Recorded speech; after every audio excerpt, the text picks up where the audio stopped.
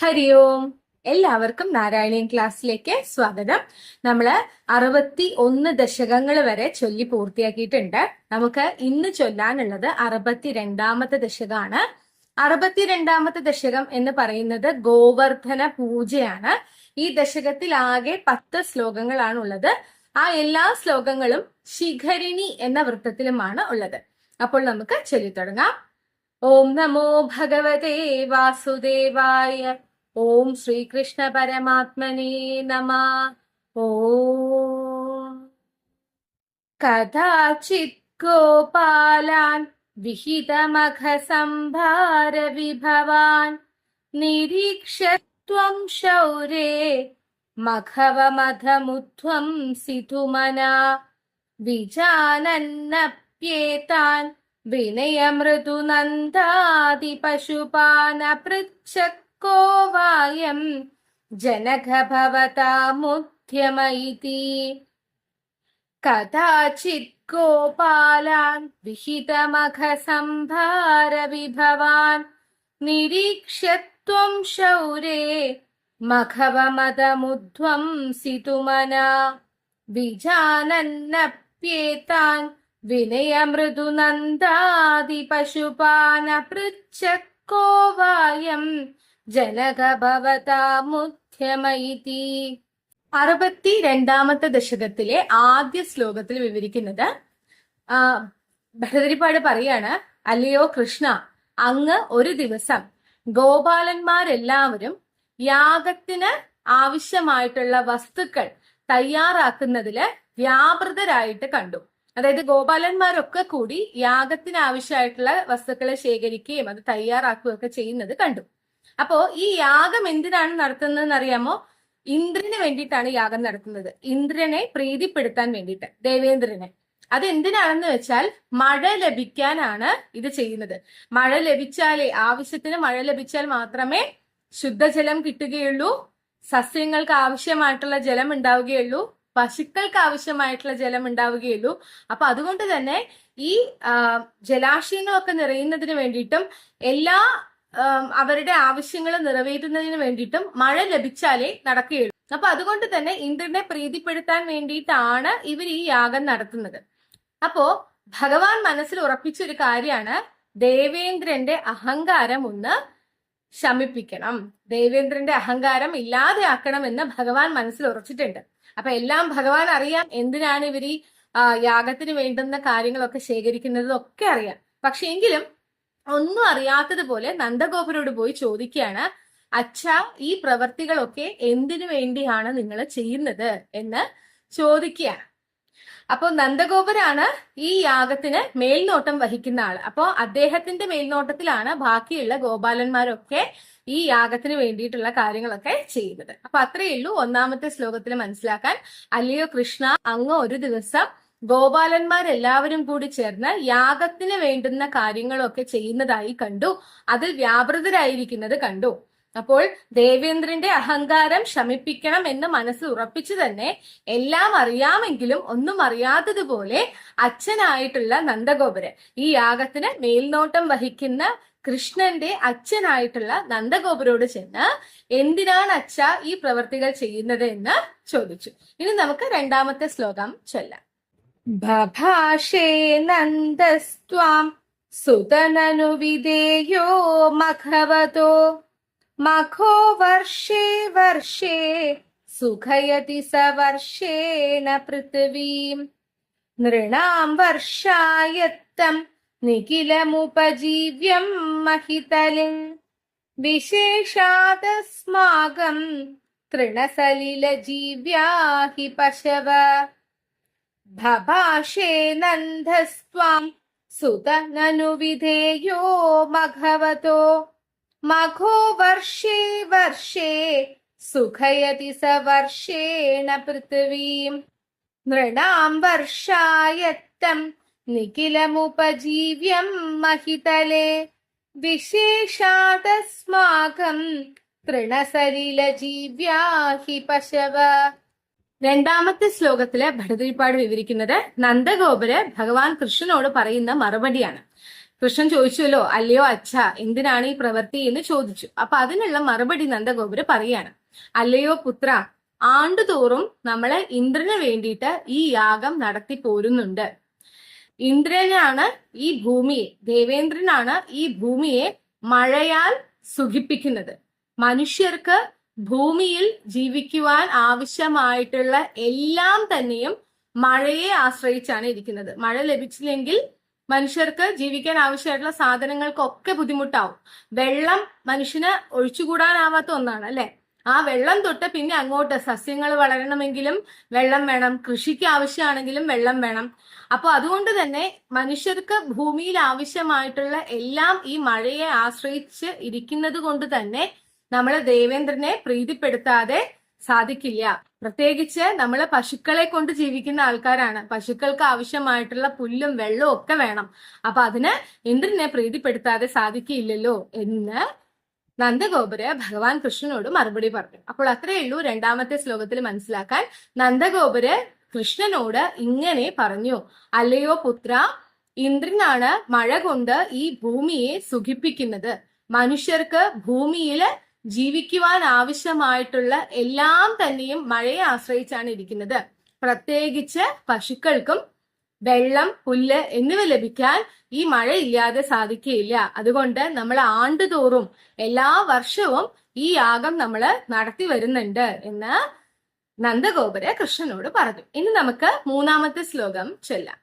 ഇതി ശ്രുത്വാ വാചം പിതുരൈ ഭവാനാഹ സരസം ദിഗീതന്നോ സത്യം മഖവജനിതാ വൃഷ്ടിരിതി യത് അദൃഷ്ടം ജീവാനാം സൃജതി ഖലു വൃഷ്ടിം സമുചിതാം മഹാരണ്യേ വൃക്ഷ കിമിവ ഫലമിന്ദ്രായ ദദതേ. ഇതി ശ്രുത്വാ വാചം പിതുരൈ ഭവാനാഹ സരസം ദിഗീതന്നോ സത്യം മഖവജനിതാ വൃഷ്ടിരിതി യത് അദൃഷ്ടം ജീവാനാം സൃജതി ഖലു വൃഷ്ടിം സമുചിതാം മഹാരണ്യേ വൃക്ഷ കിമിവ ഫലമിന്ദ്രായ ദദതേ. മൂന്നാമത്തെ ശ്ലോകത്തിൽ വിവരിക്കുന്നത് നന്ദഗോപുര് പറയുന്നത് മുഴുവനും കേട്ടിട്ട് ഭഗവാൻ കൃഷ്ണൻ അച്ഛനോട് പറഞ്ഞു, അച്ഛാ, ഇന്ദ്രനാണ് മഴ പെയ്യിക്കുന്നത് എന്നുള്ളത് എന്ത് വിശ്വാസത്തിലാണ് അങ്ങ് പറയുന്നത്? അതൊരു അന്ധവിശ്വാസമല്ലേ എന്ന് കൃഷ്ണൻ അച്ഛനോട് തിരിച്ചു ചോദിക്കുകയാണ്. ഭഗവാൻ അച്ഛനോട് തിരിച്ചു ചോദിക്കുകയാണ്, ഇന്ദ്രനാണ് മഴ പെയ്യിക്കുന്നത് എന്ന് അങ്ങ് പറയുന്നുണ്ടല്ലോ, അതൊരു അന്ധവിശ്വാസമല്ലേ? അത് എന്ത് വിശ്വാസത്തിന്റെ പുറത്താണ് അങ്ങ് പറയുന്നത്? അത് തീർത്തും നിന്ദ്യമായിട്ടുള്ള കാര്യമാണ്. ജീവികളുടെ കർമ്മഫലമാണ് മഴയെ സൃഷ്ടിക്കുന്നത് അല്ലെ. മനുഷ്യര് എന്തെങ്കിലും ദുരിതങ്ങൾ അനുഭവിക്കുന്നുണ്ടെങ്കിൽ അത് അവരുടെ കർമ്മഫലം കൊണ്ട് തന്നെയാണ്. നമ്മൾ എന്ത് ചെയ്യുന്നുവോ അതിന്റെ ആഫ്റ്റർ ഇഫക്ട്സ് ആണ് നമുക്ക് കിട്ടുന്നത് അല്ലെ. പലരും പറയും, ദൈവവിശ്വാസിയല്ല ഞാൻ, പക്ഷെ ഞാൻ കർമ്മയിൽ വിശ്വസിക്കുന്നു. നമ്മൾ ചെയ്യുന്ന കർമ്മ അതിനുള്ള ഫലം തീർച്ചയായിട്ടും നമുക്ക് ലഭിക്കും. Every action has an equal and opposite reaction എന്ന് നമ്മൾ പറയാറില്ലേ. ഇപ്പൊ മനുഷ്യര് എല്ലായിടത്തു നിന്നും മരങ്ങൾ മുറിച്ചു മാറ്റി ഭൂമിക്കടിയിലേക്ക് പോകേണ്ടുന്ന വെള്ളം മുഴുവനും ടൈലിട്ട് മൂടി ഇങ്ങനെയൊക്കെ ചെയ്തു കഴിയുമ്പോ തീർച്ചയായിട്ടും വെള്ളത്തിന് ക്ഷാമം ഉണ്ടാവും. മരങ്ങൾ മുറിച്ചു മാറ്റപ്പെടുമ്പോ മഴയെ അത് ബാധിക്കും. ചൂട് ഇപ്പൊ നമുക്ക് സഹിക്കാനാവുന്നതിനപ്പുറത്താണ് ചൂട്. ഇതൊക്കെ മനുഷ്യര് തന്നെ ഓരോ കാലാകാലങ്ങളായിട്ട് വരുത്തി വെച്ചിട്ടുള്ള കാര്യങ്ങളാണ്.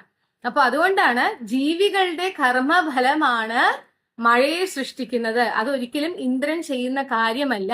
അങ്ങനെയെങ്കിൽ വലിയ കാടുകൾക്ക് നടുവിൽ നിൽക്കുന്ന വൻ വൃക്ഷങ്ങൾ എന്ത് യാഗം ഇന്ദ്രന് വേണ്ടി നടത്തിയിട്ടാണ് അവർക്ക് മഴ ലഭിക്കുന്നത് എന്ന് കൃഷ്ണൻ നന്ദഗോപുരോട് ചോദിച്ചു അല്ലെ. നമ്മുടെ ഇന്നത്തെ കാലഘട്ടത്തിലുള്ള ന്യൂജൻ കുട്ടികളൊക്കെ ചോദിക്കുന്നത് പോലെ തന്നെ ഭഗവാൻ കൃഷ്ണൻ നന്ദഗോപുരോട് ചോദിച്ചു, കാടിനുള്ളിൽ വലിയ വൃക്ഷങ്ങൾ നിൽക്കുന്നുണ്ട്, ആ വൃക്ഷങ്ങൾക്കും മഴ ലഭിക്കുന്നുണ്ട്.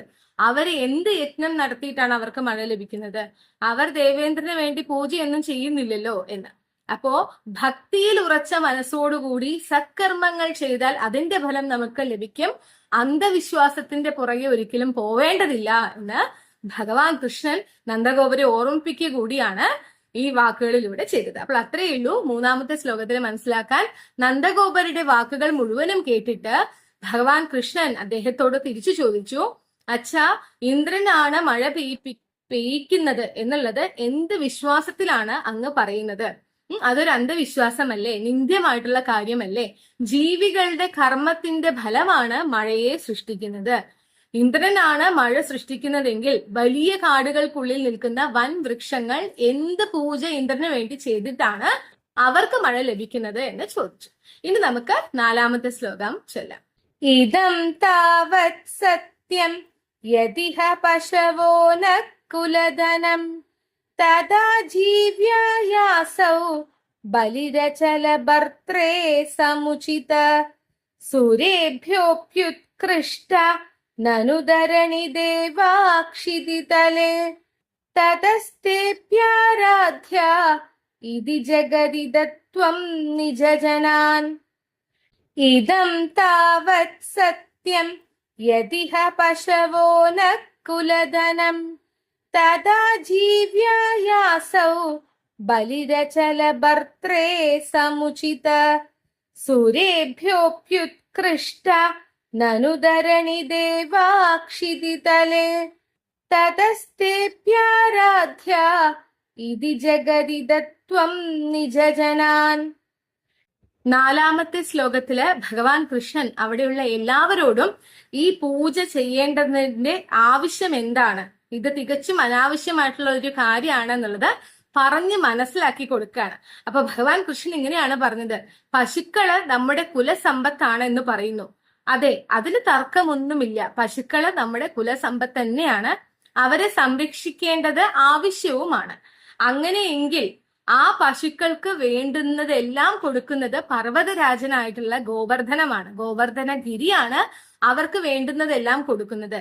അങ്ങനെയെങ്കിൽ ഇന്ദ്രന് വേണ്ടി നടത്തപ്പെടുന്ന ഈ പൂജ ശരിക്കും ചെയ്യേണ്ടത് ആ പർവ്വതരാജനല്ലേ? പിന്നെ നമ്മുടെ ഭൂമിയിലുള്ള ബ്രാഹ്മണരൊക്കെ ദേവന്മാരെക്കാളും ശ്രേഷ്ഠരാണ്. അതുകൊണ്ട് അവരും ആരാധിക്കപ്പെടേണ്ടവരാണ്. അല്ലാതെ ഈ ദേവേന്ദ്രന് വേണ്ടി പൂജ ചെയ്യേണ്ട കാര്യമൊന്നുമില്ല എന്നുള്ളത് ഭഗവാൻ കൃഷ്ണൻ അവിടെയുള്ള എല്ലാവരോട് കൂടിയായിട്ടും വിവരിച്ച് പറഞ്ഞ് മനസ്സിലാക്കി കൊടുത്തു എന്നുള്ളതാണ് നാലാമത്തെ ശ്ലോകത്തിൽ വിവരിക്കുന്നത്. അപ്പോൾ നാലാമത്തെ ശ്ലോകത്തിൽ മനസ്സിലാക്കാൻ അത്രയേ ഉള്ളൂ. ഭഗവാൻ കൃഷ്ണൻ അവിടെയുള്ളവരോട് എല്ലാവരോടുമായിട്ട് ഈ പൂജ തീർത്തും അനാവശ്യമായിട്ടുള്ള കാര്യമാണ്, അല്ലെങ്കിൽ ഈ യാഗം ആവശ്യമുള്ളതല്ല എന്ന് മനസ്സിലാക്കി കൊടുക്കുകയാണ്. ഭഗവാൻ കൃഷ്ണൻ പറഞ്ഞത് ഇതൊക്കെയാണ്. പശുക്കൾ നമ്മുടെ കുലസമ്പത്ത് തന്നെയാണ്, അതിൽ തർക്കമൊന്നുമില്ല. അവയെ സംരക്ഷിക്കേണ്ടതും പരിപാലിക്കേണ്ടതും ആവശ്യവുമാണ്. അങ്ങനെയെങ്കിൽ അവർക്ക് വേണ്ടുന്നതെല്ലാം നൽകുന്ന പർവ്വതരാജനായിട്ടുള്ള ഗോവർദ്ധനഗിരിക്കല്ലേ നമ്മൾ പൂജ ചെയ്യേണ്ടത്, ദേവേന്ദ്രനല്ലല്ലോ. പിന്നെ നമ്മുടെ ഭൂമിയിലുള്ള ബ്രാഹ്മണരെല്ലാവരും ദേവന്മാരെക്കാളും ശ്രേഷ്ഠരാണ്. അതുകൊണ്ട് തന്നെ അവരും ആരാധിക്കപ്പെടേണ്ടവരല്ലേ എന്ന് ഭഗവാൻ കൃഷ്ണൻ അവിടെയുള്ളവരോട് എല്ലാവരോടുമായിട്ട് പറഞ്ഞു. ഇനി നമുക്ക് അഞ്ചാമത്തെ ശ്ലോകം ചൊല്ലാം.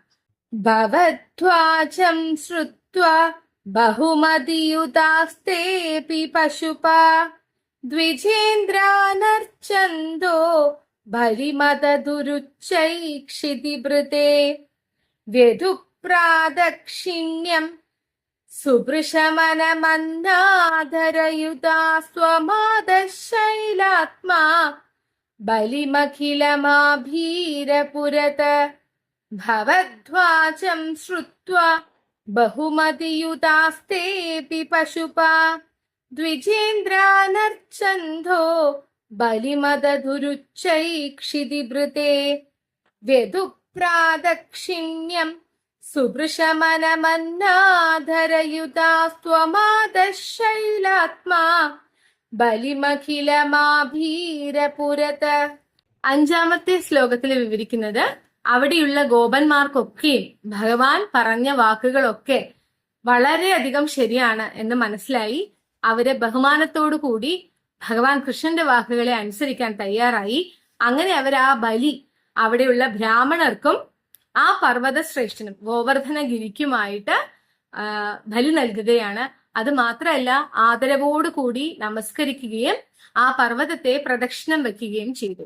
ഭഗവാൻ ആവട്ടെ ആ പർവ്വതരാജന്റെ ആത്മരൂപം കൈക്കൊണ്ട് അവരുടെ മുമ്പിൽ വെച്ച് തന്നെ, ഗോപന്മാരുടെ മുമ്പിൽ വെച്ച് തന്നെ അവർ നൽകിയ പൂജ സ്വീകരിച്ച് ആ ബലി മുഴുവനും ഭക്ഷിച്ചു എന്നുള്ളതാണ് 5-ാമത്തെ ശ്ലോകത്തിൽ വിവരിക്കുന്നത്. അപ്പോൾ 5-ാമത്തെ ശ്ലോകത്തിൽ മനസ്സിലാക്കാൻ അത്രയേ ഉള്ളൂ. ഭഗവാൻ കൃഷ്ണൻ പറഞ്ഞ വാക്കുകളെല്ലാം ശരിയാണെന്ന് ഗോപന്മാരെല്ലാവരും തിരിച്ചറിഞ്ഞു. അങ്ങനെ അവര് ആ ബ്രാഹ്മണർക്കും പർവ്വതശ്രേഷ്ഠനും ബലി നൽകാൻ തീരുമാനിക്കുകയാണ്. അതായത് അവര് ഇന്ദ്രന് വേണ്ടി നടത്താൻ ഉദ്ദേശിച്ച യാഗം അവര് ബ്രാഹ്മണർക്കും ആ പർവ്വതശ്രേഷ്ഠനും വേണ്ടിയും ചെയ്തു. അങ്ങനെ ചെയ്ത് ബഹുമാനപൂർവം നമസ്കരിക്കുകയും ആ പർവ്വതരാജനെ പ്രദക്ഷിണം വെക്കുകയും ചെയ്തു. ഭഗവാനാവട്ടെ ആ പർവ്വതരാജന്റെ ആത്മരൂപം കൈക്കൊണ്ട് ആ ഗോപന്മാരുടെ മുമ്പിൽ വെച്ച് തന്നെ ആ ബലി മുഴുവനും ഭുജിക്കുകയും ചെയ്തു എന്നുള്ളതാണ് 5-ാമത്തെ ശ്ലോകത്തിൽ വിവരിക്കുന്നത്. ഇനി നമുക്ക് 6-ാമത്തെ ശ്ലോകം ചൊല്ലാം. അവോചൈവം താൻ കിമിഹ വിതതം മേ നിഗദിതം ഗിരീന്ദ്രോ നന്വേഷ സ്വബലിമുപഭുങ്ക്തേ സ്വവപുഷാ അയം ഗോത്രോ ഗോത്രദ്വിഷി ച കുപിതേ രക്ഷിതുമലം സമസ്താനിത്യുക്താ ജഹൃഷുര കില ഗോകുലജുഷ അവോചൈവം താൻ കിമിഹ വിദതം മേ നിഗദിതം ഗിരീന്ദ്രോ നന്വേഷ സ്വബലിമുപഭുങ്ക്തേ സ്വവപുഷാ അയം ഗോത്രോ ഗോത്രദ്വിഷി ച കുപിതേ രക്ഷിതുമലം സമസ്താനിത്യുക്താ ജഹൃഷുര കില ഗോകുലജുഷ. 6-ാമത്തെ ശ്ലോകത്തിൽ വിവരിക്കുന്നത് അങ്ങനെ അവര് ബലി നൽകി. ആ പർവ്വതരാജൻ ആ ബലി പർവ്വതത്തിന്റെ രൂപത്തിൽ തന്നെ വന്ന് സ്വീകരിച്ച് ഭുജിക്കുകയും ചെയ്തു. അപ്പോൾ ഭഗവാൻ കൃഷ്ണൻ അവിടെയുള്ള ഗോപാലന്മാരോടൊക്കെ കൂടിയായിട്ട് പറഞ്ഞു, കണ്ടോ ഇപ്പൊ ഞാൻ പറഞ്ഞത് അസത്യമാണോ? നോക്കൂ, ആ പർവ്വതരാജന്റെ രൂപത്തിൽ തന്നെ വന്ന് നിന്ന് നമ്മൾ കൊടുത്ത ഭക്ഷണം ഭുജിക്കുകയാണ് അല്ലെ. ഇന്ദ്രൻ കോപിക്കുമെന്ന് പർവ്വതരാജൻ അറിയാതെയല്ല അല്ലെ. ഇന്ദ്രന് കോപം വരും, അത് ഗോപാലന്മാർക്കും അറിയാം. കാരണം ഇന്ദ്രദേവന് കൊടുക്കേണ്ടുന്ന പൂജയാണ് ആർക്ക് കൊടുത്തത്? ഈ പർവ്വതത്തിനായിട്ട് കൊടുത്തത്. അപ്പൊ അതുകൊണ്ട് തന്നെ സ്വാഭാവികമായിട്ടും ഇന്ദ്രരാജന് ദേഷ്യം വരും എന്നുള്ളത് എല്ലാവർക്കും അറിയുന്ന കാര്യമാണ്. പക്ഷെ അങ്ങനെയാണെങ്കിൽ കൂടി ആ പർവ്വതരാജൻ ആ രൂപത്തിൽ തന്നെ വന്ന് ഇത് ഭക്ഷിക്കുകയാണ് ചെയ്തത്. അപ്പോൾ ഇന്ദ്രന് കോപമുണ്ടായാൽ നമ്മളെ രക്ഷിക്കാൻ ഈ പർവ്വതരാജൻ തന്നെ പ്രാപ്തനാണ് എന്ന് ഭഗവാൻ അവരോട് പറഞ്ഞു. അത് കേട്ടപ്പോ ഗോപാലന്മാർക്കും സന്തോഷായി, അവർക്കത് ഉൾക്കൊള്ളാനും സാധിച്ചു അല്ലെ. പർവ്വതരാജൻ എന്ത് ചെയ്തു? ഇവര് കൊടുത്ത ബലി മുഴുവനും ഭുജിക്കുകയാണ് ചെയ്തത്. അത് ആരാണ് ശരിക്കും ഭുജിച്ചത്? ഭഗവാനാണ് ആ പർവ്വതത്തിന്റെ ആത്മരൂപം കൊണ്ട് അത് ഭുജിച്ചത്. അങ്ങനെയും നമുക്ക് മനസ്സിലാക്കാം. അല്ലെങ്കിൽ എല്ലാത്തിലും ഉള്ളത് ഭഗവാൻ തന്നെയാണ്. അപ്പൊ ആ പർവ്വതം അവിടെ നിലകൊണ്ട് ഗോപന്മാർക്ക് വേണ്ടുന്നതെല്ലാം നൽകുന്നുവെങ്കിൽ അത് സാക്ഷാൽ ഭഗവാൻ തന്നെയാണെന്ന് നമ്മൾ മനസ്സിലാക്കാം. അപ്പോൾ ഭഗവാന് തന്നെയാണ് അവര് പൂജ കൊടുത്തത്. അപ്പൊ അതുകൊണ്ട് തന്നെ ദേവേന്ദ്രന്റെ കോപം ഉണ്ടായാലും ആ പർവ്വതരാജന് ആരെ രക്ഷിക്കാൻ സാധിക്കും? ആ ഗോപാലന്മാരെ രക്ഷിക്കാൻ സാധിക്കും. അപ്പോൾ അത്രയേ ഉള്ളൂ 6-ാമത്തെ ശ്ലോകത്തിൽ മനസ്സിലാക്കാൻ. ഇത് നമുക്ക് 7-ാമത്തെ ശ്ലോകം ചൊല്ലാം. പരിപ്രീതായാഥ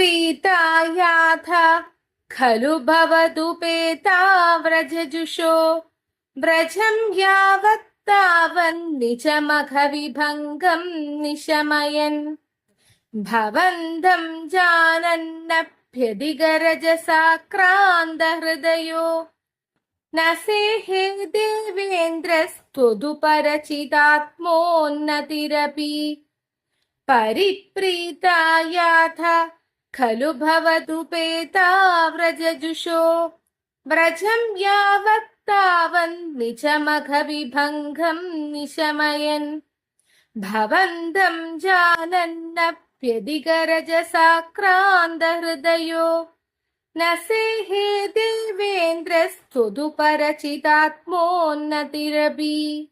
7-ാമത്തെ ശ്ലോകത്തിൽ വിവരിക്കുന്നത് അങ്ങനെ പർവ്വതരാജന് വേണ്ടുന്ന യാഗമൊക്കെ വളരെ ഭംഗിയായിട്ട് നടന്നു. ഭഗവാൻ കൃഷ്ണനും കൂട്ടരും എല്ലാവരും തിരിച്ചു ഗോകുലത്തിലേക്ക് മടങ്ങി പോവുകയും ചെയ്തു. എന്നാൽ ഈ സമയം ദേവേന്ദ്രന് തന്റെ യാഗം മുടക്കിയത് ഭഗവാൻ കൃഷ്ണനാണെന്ന് മനസ്സിലായി. ഭഗവാനെ അറിയാത്തയാളല്ല ദേവേന്ദ്രൻ അല്ലെ. വിഷ്ണു ഭഗവാൻ ഓരോ അവതാരങ്ങളും എടുത്തിട്ടുള്ളത് തന്നെ ദേവന്മാരുടെ വിജയത്തിന് വേണ്ടിയിട്ടാണ്, ദേവകാര്യത്തിന് വേണ്ടിയിട്ടാണ് എല്ലാ അവതാരങ്ങളും എടുത്തിട്ടുള്ളത്. അതും തിരിച്ചറിയാതെയല്ല. പക്ഷെ എങ്കിലും തന്റെ യാഗം ഭഗവാൻ കൃഷ്ണൻ മുടക്കിയല്ലോ എന്നുള്ളതാണ് ദേവേന്ദ്രൻ ചിന്തിച്ചത്. ആ ഒരു സമയം വിവേകം നശിക്കുകയാണ് ദേവേന്ദ്രന്. നമ്മൾ പറയില്ലേ, വിനാശകാലെ വിപരീത ബുദ്ധി എന്ന് പറയുമല്ലോ. അപ്പൊ അതുപോലെ തന്നെ ഭഗവാൻ കൃഷ്ണൻ ആരാണെന്ന് അറിയാതെയല്ല, തന്റെ യാഗം മുടക്കിയല്ലോ എന്നുള്ളത് മാത്രമാണ് അങ്ങനെയുള്ളൊരു ധിക്കാരവും അഹങ്കാരവും ഒക്കെ ദേവേന്ദ്രന് തോന്നി. എങ്കിൽ അതൊന്നും ഞാൻ കാണിച്ചു തരാം എന്നുള്ളൊരു അഹങ്കാരം ആർക്ക്? ദേവേന്ദ്രനെ മൂത്തു എന്നുള്ളതാണ് 7ാമത്തെ ശ്ലോകത്തിൽ വിവരിക്കുന്നത്. അപ്പോൾ 7ാമത്തെ ശ്ലോകത്തിൽ മനസ്സിലാക്കാൻ അത്രയേ ഉള്ളൂ.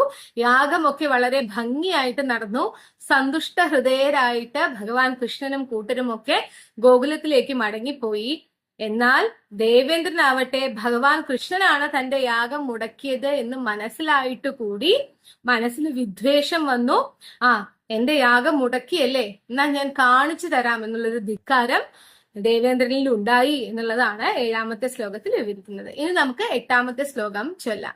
മനുഷ്യത്വം യാതോ മധുഭിദപി ദേവേഷ്വവിനയം വിദത്തേ ചേന്നഷ്ടസ്ത്രിദശ സദസാം കോപി മഹിമാ തതശ്ചത്വം ശിഷ്യെ പശുപഹത കസ്യ ശ്രിയമിതി പ്രവർത്തസ്ത്വാം ജേതും സഖിലമഖവാ ദുർമഥനിധി. മനുഷ്യത്വം യാതോ മധുഭിദപി ദേവേഷ്വവിനയം വിദത്തേ ചേന്നഷ്ടസ്ത്രിദശ സദസാം കോപി മഹിമാ തതശ്ചത്വം ശിഷ്യെ പശുപഹത കസ്യ ശ്രിയമിതി പ്രവർത്തസ്ത്വാം ജേതും സഖിലമഖവാ ദുർമഥനിധി. ദേവേന്ദ്രന്റെ അഹങ്കാരമാണ് 8ാമത്തെ ശ്ലോകത്തിലെ ഭട്ടതിരിപ്പാട് വിവരിക്കുന്നത്. ദേവേന്ദ്രൻ പറയാണ്, മധു എന്ന അസുരനെ കൊന്ന വിഷ്ണുവാണെങ്കിലും മധു എന്ന അസുരനെ വധിച്ച ആളാണ് ഭഗവാൻ. അപ്പൊ മധു എന്ന അസുരനെ വധിച്ച വിഷ്ണുവാണെങ്കിലും മനുഷ്യന്റെ ഭാവം അല്ലെങ്കിൽ മനുഷ്യരൂപം പ്രാപിച്ചു കഴിഞ്ഞാൽ ദേവന്മാരെ വന്ദിക്കണം. ദേവന്മാരെ വന്ദിക്കാതെ ഇരുന്നു കഴിഞ്ഞാൽ ദേവന്മാരുടെ മഹത്വം ഇല്ലാതായിത്തീരും. അപ്പോൾ അതുകൊണ്ട് തന്നെ ഈ ഇടയ ചെറുക്കന്റെ ഐശ്വര്യവും സമ്പത്തും ഒക്കെ ഞാൻ എടുത്ത് കാണിച്ചു തരാം എന്ന് അഹങ്കാരത്തില് മനസ്സിൽ വിചാരിച്ചു. ദേവന്മാരെ നിന്ദിച്ചു കഴിഞ്ഞാൽ ഒരു പാഠം പഠിപ്പിക്കുക തന്നെ ചെയ്യും. ഈ ഇടയ ചെറുക്കന്റെ ഐശ്വര്യവും സമ്പത്തും ഒക്കെ ഞാൻ ഇങ്ങ് എടുത്ത് കാണിച്ചു തരാമെന്ന് അഹങ്കാരത്തിൽ പറഞ്ഞു ദേവേന്ദ്രൻ. അഹങ്കാരത്തിൽ ചിന്തിച്ചു എന്നാ പറയുന്നത്. ഇത് കഷ്ടം തന്നെ എന്ന് ഭട്ടതിരിപ്പാട് പറയാണ്. ആരാണത്? സാക്ഷാൽ മഹാവിഷ്ണുവാണ്. ഈ ഭൂമിയിലും ഈ 14 ലോകങ്ങളിലുമുള്ള ഓരോ ചരാചരത്തിലുമുള്ള ആളാണ് ഭഗവാൻ. അത് ദേവേന്ദ്രന് മനസ്സിലാവാതെയല്ല. പക്ഷെ അഹങ്കാരം വന്നപ്പോ ഒരു നിമിഷം അന്ധത ബാധിച്ചു. നമ്മളും അങ്ങനെയാണ്. കോപം കൊണ്ട് തീരുമാനം എടുക്കരുത് എന്ന് പറയുമല്ലോ. കോപം വരുമ്പോ നമുക്ക് തിരിച്ചറിവ് ഉണ്ടാവില്ല. മുമ്പിൽ നിൽക്കുന്നത് ആരാണെന്ന് ചിന്തിക്കാനുള്ളൊരു വകതിരിവ്, വിവേകം ആ സമയത്ത് നമുക്ക് ഉണ്ടാവില്ല. അതുകൊണ്ടാണല്ലോ പറയുന്നത് നമ്മൾ ദേഷ്യം വന്നിരിക്കുമ്പോൾ ഒരു തീരുമാനങ്ങളും എടുക്കരുത് എന്ന് പറയുന്നത് അതുകൊണ്ടാണ്.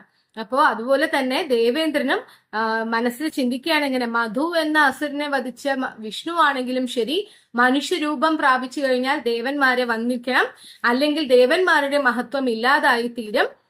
ഈ ഇടയച്ചെറുക്കനെ, ദേവേന്ദ്രനെ നിന്ദിച്ച ഈ ഇടയച്ചെറുക്കന്റെ ഐശ്വര്യവും ധനവും ഒക്കെ ഞാൻ ഇല്ലാതെയാക്കി കാണിച്ചു തരാമെന്ന് അഹങ്കാരത്തിൽ പറഞ്ഞു. അത് കഷ്ടം തന്നെ എന്ന് ഭട്ടതിരിപ്പാട് പറയുന്നു.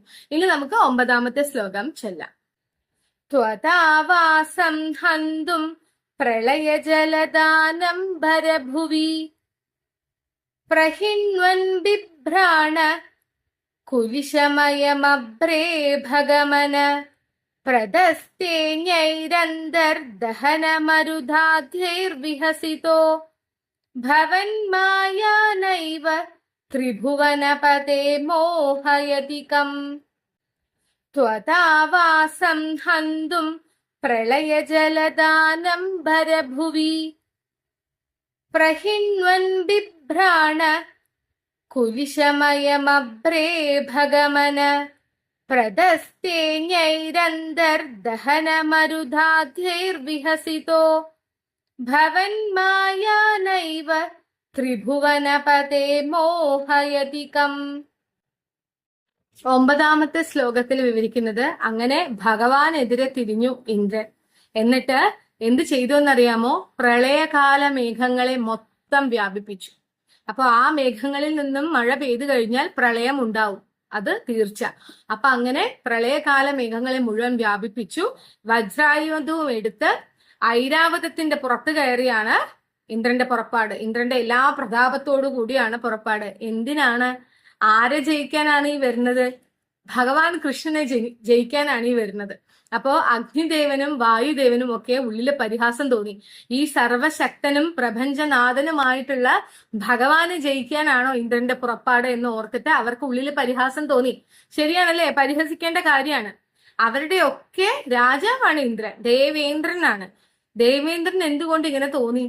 അത് ഭഗവാന്റെ മായയാണ്. മായ കൊണ്ട് ഗർവുണ്ടാക്കി ആ ഗർവിനെ ശമിപ്പിച്ച് ഉയർത്തുന്നതിലാണ് ഭഗവാന്റെ ഉദാരത എന്നാണ് പറയുന്നത്. അപ്പോ ആ അഹങ്കാരം ശമിപ്പിക്കണമെങ്കിൽ അതിനൊരു മാർഗം വേണം. അപ്പൊ അതിന് ഇങ്ങനൊരു വഴി സ്വീകരിച്ചേ പറ്റുകയുള്ളൂ. അപ്പൊ അതാണ് 9ാമത്തെ ശ്ലോകത്തിൽ വിവരിക്കുന്നത്.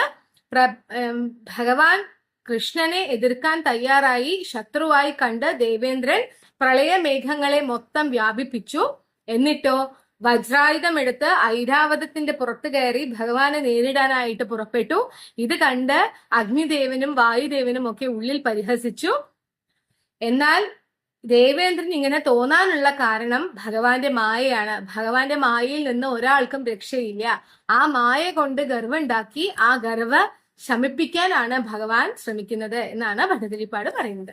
ഇനി നമുക്ക് ഈ ദശകത്തിലെ അവസാന ശ്ലോകം 10ാമത്തെ ശ്ലോകം ചൊല്ലാം. സുരേന്ദ്ര ക്രുദ്ധശ്ചേത് ദ്വിജകരുണയാ ശൈലകൃപയാപ്യനാതങ്കോസ്മാകം നിയത ഇതി വിശ്വാസ്യ പശുപാൻ അഹോ കിന്നായാതോ ഘരിപിദിതി സഞ്ചിന്യ നിവസൻ മരുദ്ഗേഹാദീശ പ്രണുതമുരവൈരിൻ മമ ഗതാൻ.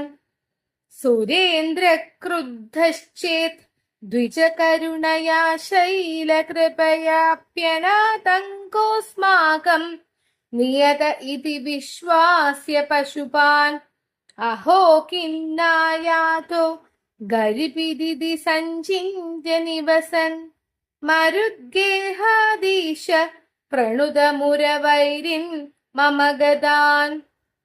സർവത്ര ഗോവിന്ദനാമ സങ്കീർത്തനം. ഗോവിന്ദ ഗോവിന്ദ.